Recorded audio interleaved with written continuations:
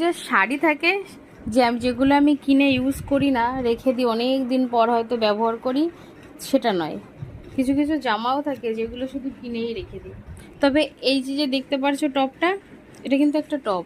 এই যে দেখো, যেহেতু আমি শর্টটা না অত বেশি পছন্দ করি না, অনেকে একটু শর্ট পছন্দ করে, আমি যেহেতু একটু হেলদি ওই জন্য আমি একটু লং পছন্দ করি।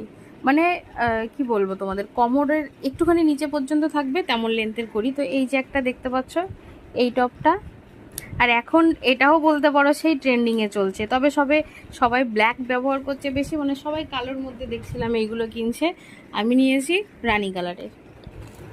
তবে সত্যি কথা বলবো, কাজগুলো যে বন্ধুরা এতটা ভালো দেখো, একদম হাতের কাজ করা। এই যে এই দুটো টপ নিয়েছি, এই দুটো নিয়েছি আমি পুজো উপলক্ষে। এর সাথে জিন্স নিয়েছিলাম, একটা দিয়ে গেছিলো মিশো থেকে, ফ্লিপকার্ট থেকে। তো ওটা অতটা বেশি কমফোর্টেবল হয়নি বলে রিটার্ন করেছে। এই যে একটা 2 পিস, আগে দেখাই তোমাদের। এই যে এটার প্যান্ট, এটা ওপরের।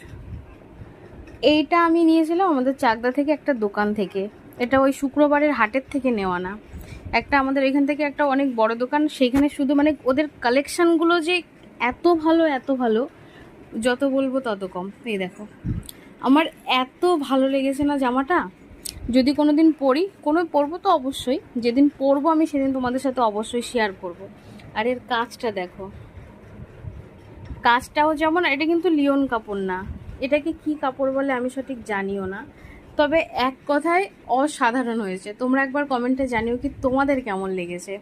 তো এই দুটো হয়েছে, এই মানে এই 3টে সেট এখনো পর্যন্ত ব্যবহার করিনি। এর আগের ভিডিওতে একটা দেখিয়েছি, সেটাও কিন্তু আমি এখনো ব্যবহার করিনি।